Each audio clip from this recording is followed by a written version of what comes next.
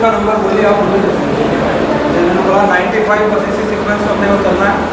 मैंने बोला 95, ऐसे 2 डिजिट का नंबर बोलेगा। 69 69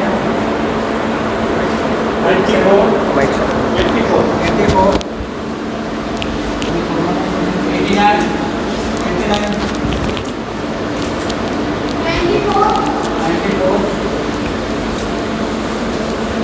89 सर 74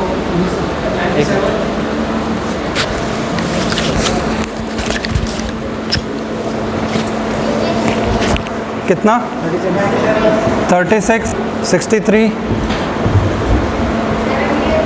78 81 88 8 के बहुत सारे हो गए। और 28 91 11 90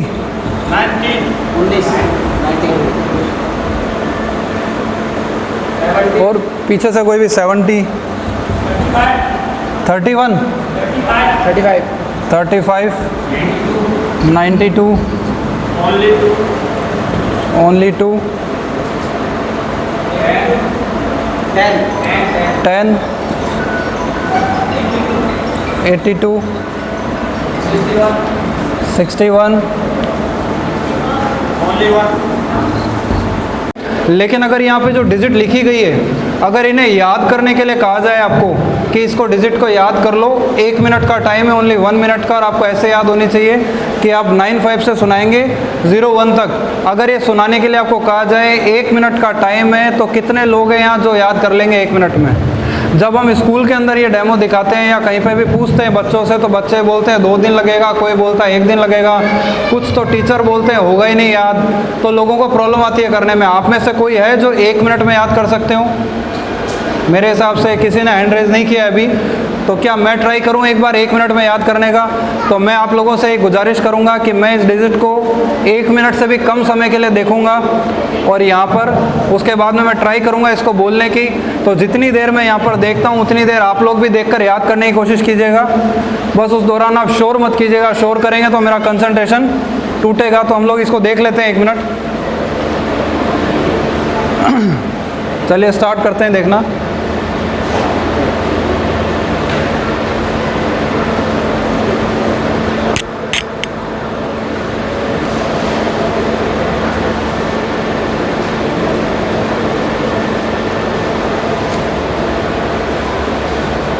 चलिए अभी आप लोगों में से हो गया किसी को? डिजिट को सुनाऊंगा, आप लोगों को सबको विजिबल है, पीछे तक दिखाई दे रहा है ना?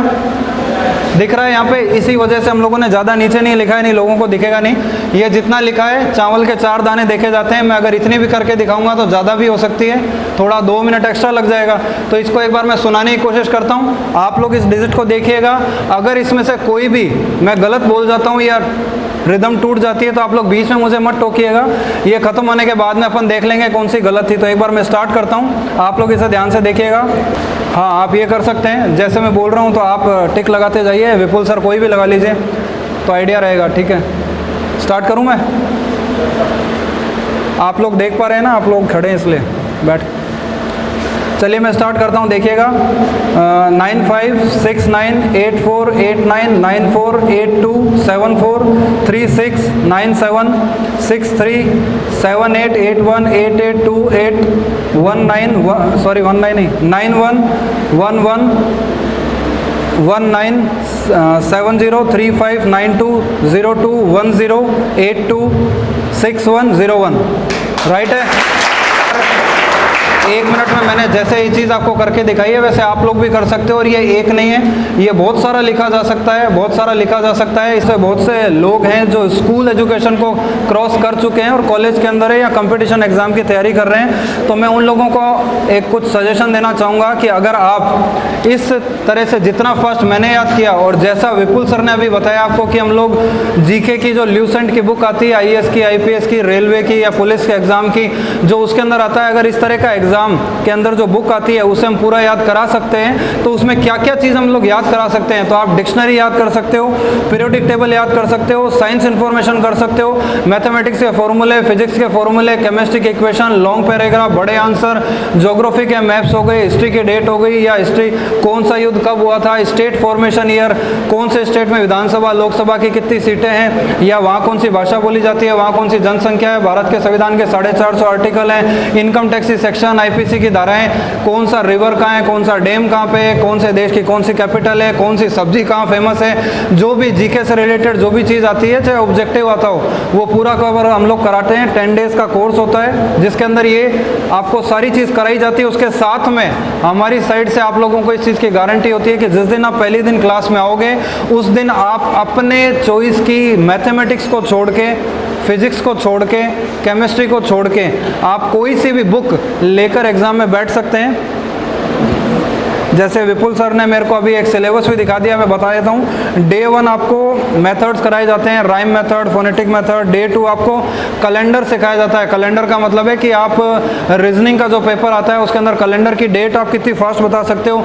इंपॉर्टेंट डेज आते हैं, जैसे इंपॉर्टेंट डेज हो गए, मदर्स डे कब है, चिल्ड्रंस डे कब है, जैसे आज ये 2 अक्टूबर गांधी जयंती कब है, या सिक्योरिटी डे कब है, डिफेंस डे कब मनाया जाता है, ये जितने तरह के डेज होते हैं। या बुक्स एंड ऑथर्स कौन कौन से हैं, rivers dam, country capital, country की जो करेंसीज है, फॉर्मेशन ईयर स्टेट का जो मैंने अभी आपको बताया, Indian satellite, strength of Vidhan Sabha Lok Sabha, periodic table उसका एटॉमिक नंबर सहित, या बैंक्स के headquarter, Indian panel code,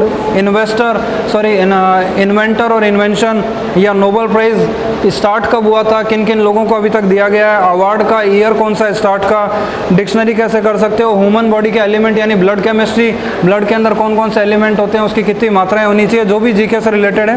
historical Wars हैं या फेमस स्लोगन्स हैं, किस किस ने बोला, या महापुरुषों के समाधि स्थल हैं। बहुत सारी चीज़ें जो मैंने अभी बताई नहीं, सिलेबस में तो बहुत चीज़ें लिखी है, जो ये सारी चीज़ें आप लोगों को सिखाई जाती है। और जिस चीज़ की मैं श्योरिटी ले रहा था वो ये था कि आप कोई भी बुक लेकर पहले दिन से ही क्लास में आ सकते हो कि ये फला बुक मेरे को पूरी पेज नंबर सहित याद रखनी है।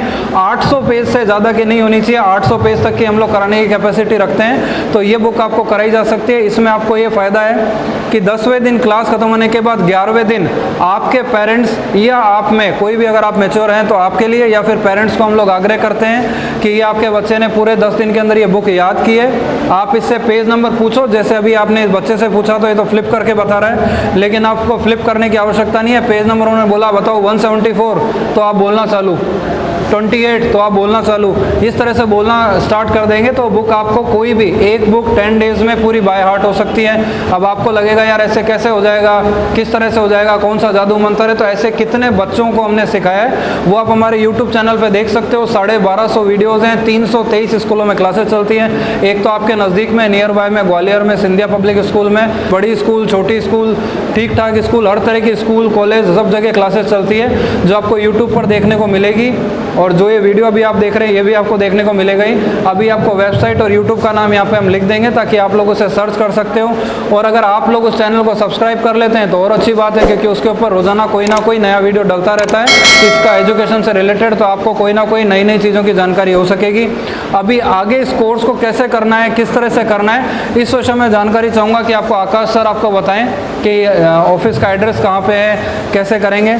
क्या वो एक्सरसाइज आप में से सारे लोग बैठे हैं यहाँ पर, जितने लोग मौजूद हैं, क्या वो लोग एक्सरसाइज कर पा रहे हैं या केवल हम लोग ही कर पा रहे हैं? तो एक्सरसाइज हम लोग स्टार्ट करते हैं। किस तरह से एक्सरसाइज को करना है वो एक बार आप देख लीजिएगा तो आपको आइडिया लग जाएगा कि मैं कैसे कहना चाह रहा हूँ। सारे लोगों में से जो करेगा वो यहाँ आगे आके कर सकते हैं। तो एक बार मैं करता हूँ, आप लोगों को क्या करना है पहले 1 मिनट में बता देता हूँ आप लोगों को। आपका जो राइट हैंड है इसको एक बार इस तरह से कीजिए, सारे लोग कर लीजिए, इस तरह से अपने राइट हैंड को कीजिएगा।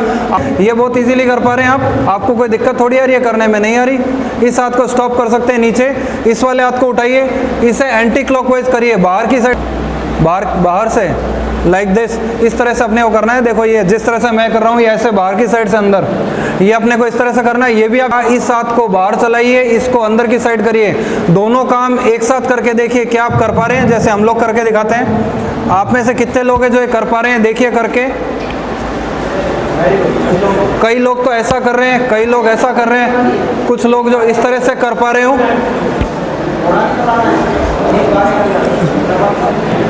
करता हूँ प्रैक्टिस। सी ये इसको बाहर घुमाना है और इसको अंदर घुमाना है। अब ये देखो ये दैट इज माई प्रैक्टिस भाई, हमारे तो प्रैक्टिस में है। ये बाहर जा रहा है, ये जा रहा है। बायोलॉजिकल रीजन बताऊंगा। एक एक्सरसाइज और करोगे नीचे। एक एक्सरसाइज में करके देखो क्या लोग आप कर पा रहे हैं क्या? एक बार पकड़िएगा माइक। देखो आप लोगों को कैसे करना है, इस हाथ को, ये आपका हाथ है, इसको इस तरह से जोड़ लीजिए। अभी जैसा मैं करूं वैसा आपको करना है। जैसे मैं इस थंब को, ये जो थंब है इसको रोल करिए, रखेंगे। फर्स्ट फिंगर को करिए, इजीली कर पा रहे हैं, कोई दिक्कत नहीं है, इससे भी जोड़ लीजिए। सेकंड फिंगर को करिए, इजीली कर पा रहे होंगे, दिक्कत नहीं है। अभी थर्ड फिंगर को करके देखिए, क्या आपको थोड़ा स्ट्रेस फील हो रहा है? आपको ऐसा लग रहा है कि दिक्कत आ रही है, थोड़ा परेशानी है, हमारे हाथ ऐसे छूट रहा है, या इतनी फास्ट आप कर पा रहे हैं जितना शिद्दत से आप फर्स्ट फिंगर को, सेकंड को, थर्ड को कर रहे थे, क्या थर्ड को करने में उतनी दिक्कत आ रही है? अभी छोटी फिंगर को भी इजीली कर लेंगे। चलिए एक एक्सरसाइज और करते हैं। जैसा मैंने कहा आपको 2-3 एक्सरसाइज कराएंगे। एक बार वापस से अपने हैंड को कीजिए। यहाँ पे जितने लोग बैठे हैं, अभी ये जो एक्सरसाइज मैं बता रहा हूँ, इनमें से अगर कोई भी एक्सरसाइज जो ये अभी बता रहा हूँ उनमें से आप में से कोई भी एक पर्सन इस एक्सरसाइज को कर पाए तो उसे हम फ्री ऑफ कॉस्ट सारी चीज़ सिखाएंगे। ये मेरी आपको गारंटी है। अगर आप ये वाली एक्सरसाइज कर पाते हो तो अपने हाथ को इस तरह से कर लीजिए और इस बड़ी वाली फिंगर को अंदर कर लीजिए, ठीक है, लाइक दिस, जिस तरह से मैंने आप कर रखा है। यहाँ पर आपको क्या करना है, इस थंब को ऐसे ओपन करिए और वापस जोड़ लीजिए। इजीली जुड़ गया, किसी को परेशानी नहीं है, दिक्कत नहीं। अभी क्या करना है, आपका ये फिंगर में गैप नहीं आना चाहिए। बिना गैप आए आपको ये रिंग फिंगर अलग करनी है, जिसमें मैंने रिंग पहनी है, इसको अलग करके देखो, ये गैप नहीं आना चाहिए। इसको चिपका के रखेंगे, करके ट्राई करके देखो। जिसका हो वो यहाँ पे आ सकते हैं, उनका हम देखेंगे कर पा रहे हैं कि नहीं आप। मैं वापस बता देता हूँ, ये गैप नहीं आना चाहिए। बिना गैप आए आपको ये मैं आपकी एक मदद करता हूँ, मैं आपके लिए इसको यहाँ नीचे से पकड़ लेता हूँ, उसके बाद आप इसे उठा के देखो। यार इतनी मदद के बाद तो होना चाहिए, नहीं हो पा रहा है। आओ करते हैं, करके दिखाओ क्या चीज़ कर रहे हो। इसको अलग करना है, ये अलग नहीं होनी चाहिए, इसको अलग करो। आपकी मदद कर देता हूँ, इनको पकड़ लेता हूँ। अब इसे अलग कर दो, तब भी फ्री में कराऊंगा। कोई बात नहीं, ये नहीं होगा। ये बताओ ऐसी कौन सी, मतलब मैं ऐसी चीज़ कराऊँ जो आपको पहले से आती है। रीज़न बताता हूँ, बायोलॉजिकल रीज़न है।